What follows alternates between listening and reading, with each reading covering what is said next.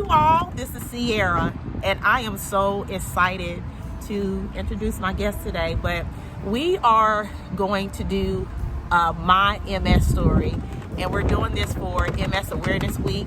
We are out here in the community. We were able to find a good spot for us to do a great interview. My goal is to share stories of other people living with MS in the community and sharing their story of triumph, of victory. And this story, I believe that this will help you all. This will be a blessing.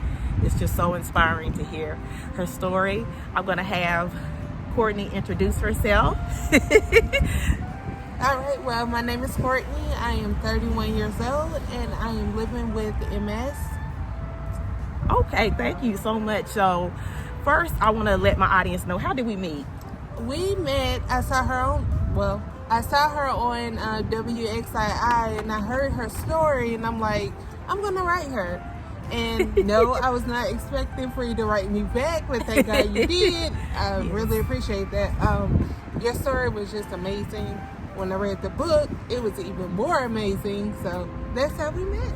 Wow. And she's talking about my book, you all, Multiple Sclerosis, A Bitter Battle with an Uninvited Party Guest. When Courtney reached out to me, I was just so amazed. I was touched. I just didn't know what to say at first. I'm like, oh my God. I'm like, this is somebody in the community that really needed to hear my story, that was blessed from hearing my story, and that I will potentially be able to connect with. So getting into your diagnosis,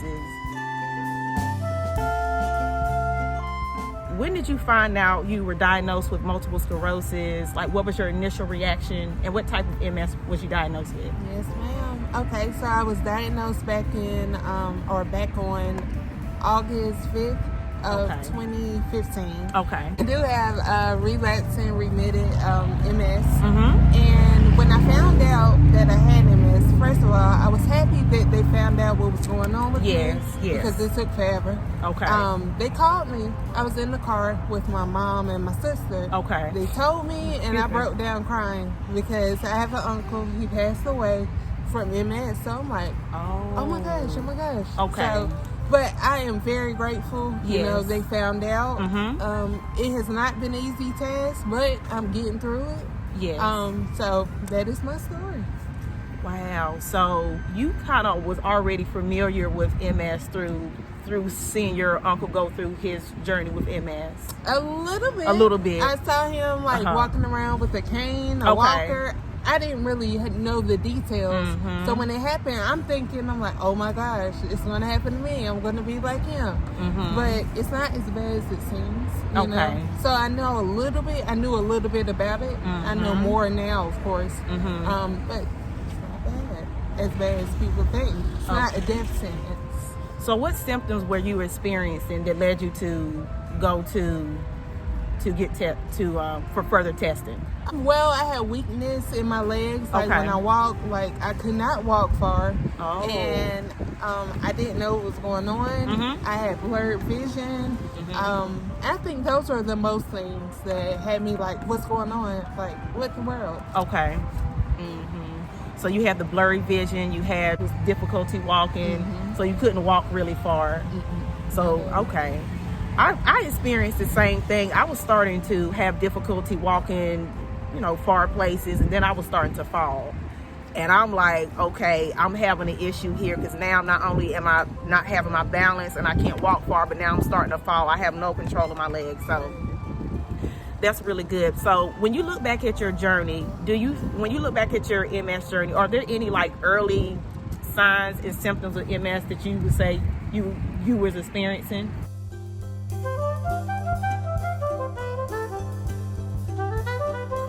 It was mainly the walking. Okay.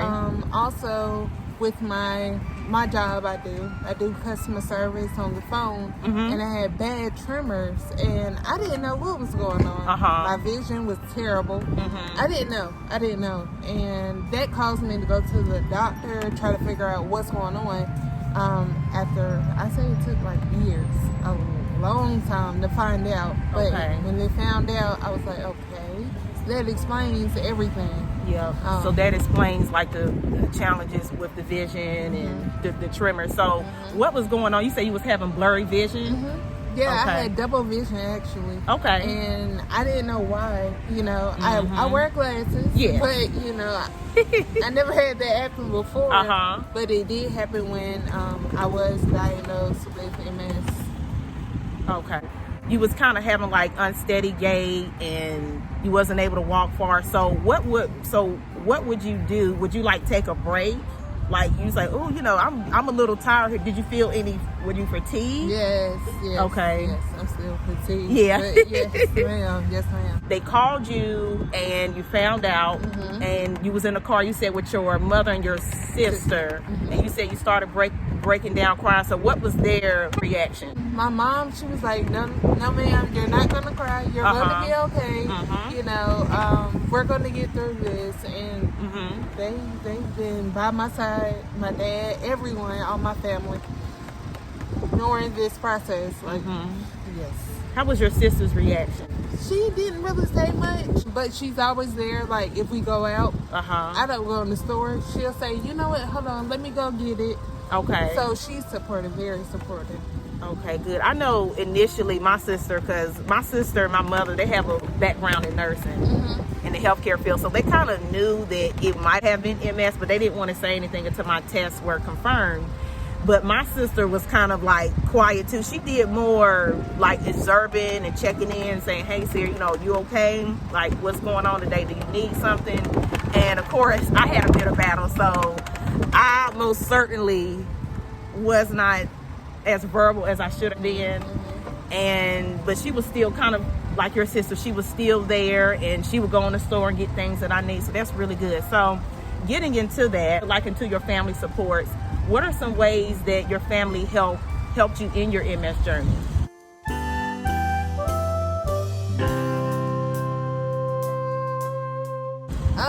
They made sure, you know, I had everything I needed. Okay. If I didn't understand, they'll ask the questions to the doctors or they'll do research to help out. And like anytime I'm feeling bad, like my mom, she's the type, you're not gonna feel bad. We're gonna get through this. And it's This sounds like my mother. Yeah. And it's like, we're gonna get through this. Yes. You're okay. And so anytime I'm down, my mom is right there, like, we're gonna figure this out. You're gonna survive. It's hard, you know. I know with me, like, I have moments where I'm like, how am I gonna do it? Yes. But with the support, they help me. They help me, definitely. I'm so glad that she does. Your mother sounds like a problem solver, like my mother was, because in very, very much like action oriented, and she doesn't let a lot of things get her down. And I know my mother is amazing. Like, she's the reason why I've gotten this far, and I'm just so glad that you have a good relationship with your mother and she kept you uplifted and everything. So they sound like they were pretty active, your family. So they went to the appointments with you?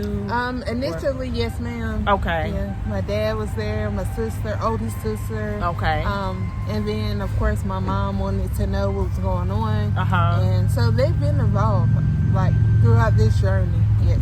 I'm so glad. So what about picking, like helping you like select your treatment? They were there with you, so you like, as far as you finding out all your options, they were there to support you? Yes, ma'am. Okay, I'm so glad they were. And what about like taking you to like doctor's appointments? And well, you said initially, right? Initially. And then you had it. You had it from there. I am so glad to hear that. I'll tell you, one thing about when you have MS, the family has MS.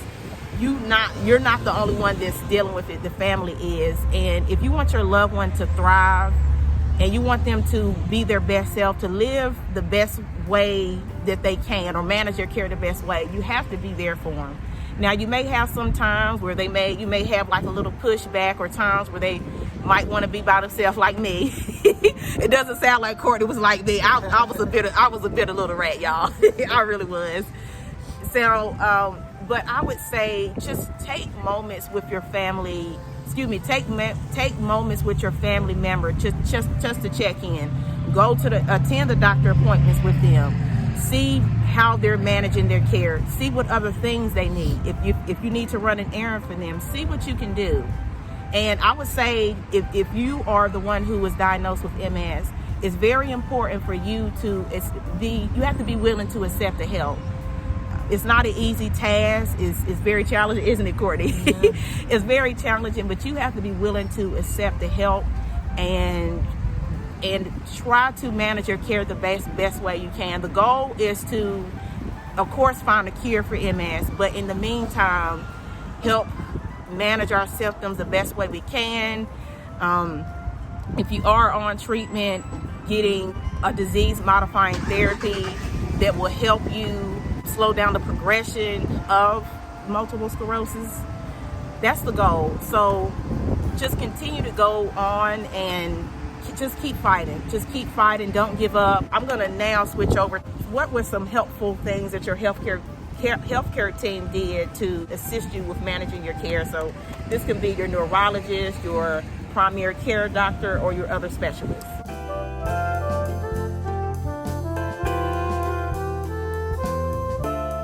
I'm going to shout out my neurologist, Dr. Sader. You are amazing. Yes. So anytime he hears like any symptoms or anything, he tries to find out like, how can I get this to slow down, or what can I do to help?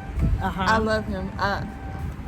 If anyone is suffering with MS or any type of issue, please go see him, because he's here for you. Yes. I love him. I really do. That's the main doctor. I will shout out my endocrinologist. Okay. He's the one that actually referred me to a neurologist. Okay. Because of my symptoms. And so I'll shout him out also. Dr. Patel, you're amazing. Yes. But yes, ma'am, those two, amazing. I love it. When you were working with your neurologist, what would you say that, since you gave him a shout out, what makes him special or unique? Everything. He's amazing. Everything. Like, he really does care. I feel like he cares. Yes. Anytime you say like, maybe I have something's going on, he's going to look at his laptop and he's going to say, you know what? He said, maybe you could try this, and you try it, you know. And if it doesn't work, call him back. Yes. He's going to figure it out. So yes, ma'am. I'll say the whole team. Yes. They really strive for excellence. Yes. And a lot of times when it comes to the providers, the patients, we want to know how much you care. And Dr. Sader is just one of those neurologists, and he's also MS specialist. He's just one of those doctors that he goes above and beyond. And like Courtney was saying, he's going to look, if she's having a concern, he's going to look up what that concern is. He's going to look back through her charts, see if there's any trends within it. And if he doesn't know at the time, he's going to find out. He's going to follow back up, and he's going to do a great job. So Dr. Sader is absolutely amazing. He is amazing. I told somebody this. I said, you know, people really care. How people don't care that you're saying that you care. They care about, you got to show it. So it's almost like, do you care? But no, do you really care? Do you really care? And he really cares, and he's amazing. And so it sounds like you had a healthcare team that was just pretty good, pretty solid. Okay. Now, getting into your age when you was diagnosed with MS, you were a young adult, and when you were diagnosed, how did being diagnosed with a chronic illness as a young adult impact your life? And this can be like your social life, your employment, your dating life. I have slowed down a lot. Yes. But my friends, they understand. They accept it. Yes. Love life, not so much. I haven't tried it out. But everyone I have come in contact with, they have accepted it. And it's amazing. I love when people accept what's going on and don't judge you. I like that. So, in my employment, I can tell you this, I type in my job. It has slowed down a little bit because of the tremors and things like that, but it really hasn't messed up, my work life, Oh, okay. Well, that's good to know. I know for me, it impacted my work life. Like, I have let's see, 2000, I went back to work 2019. For me, my MS has impacted my employment. The jobs that I was doing before, but I'm a social worker. And so the jobs that I was doing, it required me to do a lot of driving. And when you having to do a lot of driving from county to county, you know, then I'm going into schools and neighborhoods and offices, that was a lot for me. And I had to learn that those type of jobs don't work for me. I do not need a job where it requires me to do a lot of driving, because I get really fatigued easily. And I had to learn that, okay, Sierra, you can't do this, you know, you're gonna have to do something else. So I'm in a process now, just trying to go back to work, preferably in the fall. So I would like to do that, but I have to find something that's gonna work for me. I have to find something that I'm not gonna have to do a lot of movement to. I would like to have a remote job where I can work from home, but we'll see. I'm liking what I'm doing now. In the meantime, you all did like a lot of volunteer work and just advocacy in the community. So that's what's been keeping me busy. But I'm very fortunate because I had a mother who was willing to take care of me, take care of my medical bills, making sure that I had my basic essential needs. So that helped me out a lot. I know everybody doesn't have that privilege to have that. So I just thank God that I did. Everybody's story is different. Let me tell you, girl, about the dating life. Girl, so I feel like my main focus these last few years have been like me being my best self. And when you open up that, I would say that can of worms, because it's a lot of worms in there, I want to be with somebody who's going to understand that you are dating Sierra, but you're also dating my MS as well. I'm going to have my good days. I'm going to have my bad days. I don't need nobody who's playing a bunch of games. So I have known people kind of like you who, well, the people that you know, that their relationships are working out just fine. And then I know some other people, you know, they've dated and the person wasn't willing to accept. And it's kind of like, I don't want to waste my time. So it's going to happen eventually, but I'm too busy like being my best self over here. Girl, I'm too busy. It will happen when it happens. I'm not in a rush. I'm looking for a husband. I want a husband. Well, I ain't looking for a husband. He gonna find me in my purpose, okay?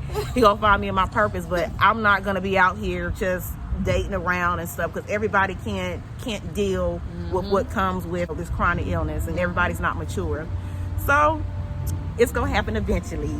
Speak it. Yes. Yes, ma'am. Speak it into existence. That's right. I would say too, what about, this is like a question that I asked my sister.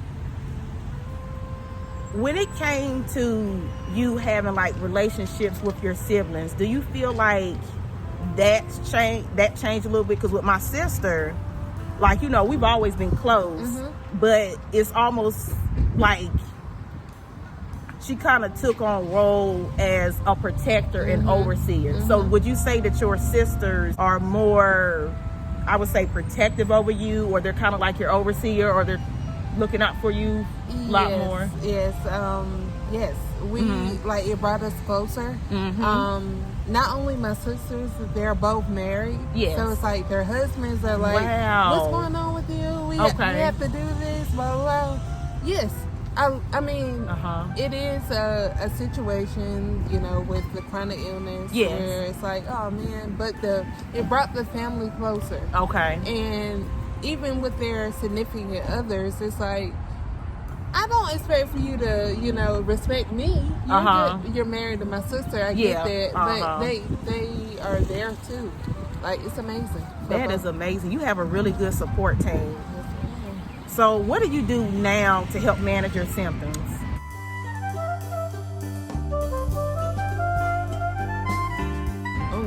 And what are you still experiencing, like any like MS symptoms that like affect your daily activities, or? Can be, yes.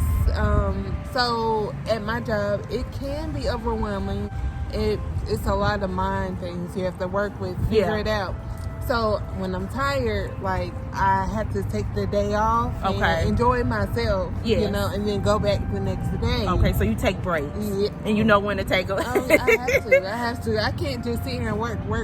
Exactly. Yeah, that's not good. No, not at all. Not especially now. Like back in the day, maybe, but now, no. I take a break. And I take myself out sometimes, you know. Self-care is amazing. Okay. I get my nails done, I get my feet done, you know. I spend time with myself. And that's the best person to spend time with, especially during this time. That's really good. And self-care, you all, is very important. And I'm glad that Courtney, she incorporates those breaks. She's still a girly girl, so she gets the nails done, she gets the toes done, she gets her hair done. And I almost feel like that can help with self-esteem as well. Another thing is, it's important that, especially being diagnosed with MS at a young age, you're still young, you're not old, okay? Don't try to, I know I was a little old, I was part of the old lady gang for a little bit because I gave up on myself. My self-esteem wasn't good and I just wasn't doing what I needed to do to take care of myself. But like Courtney said, over time I've learned to get my hair done. I love going shopping, I love going to the movies, I love interacting with people. So whatever is gonna make you feel good, you wanna incorporate healthy habits, right? Anything that's going to help improve yourself and help you be your best self, definitely do it. So lastly, are there any tips that you would give people who are newly diagnosed with multiple sclerosis or people who've had MS for years? Yes. Enjoy life. Speaking to myself also. Don't let this bring you down. It's not a death sentence. You know, you can still live and still learning. Yeah, just enjoy it and learn more. Learn as much as you can about the illness. Yes. Because it's like something new every day. It feels like.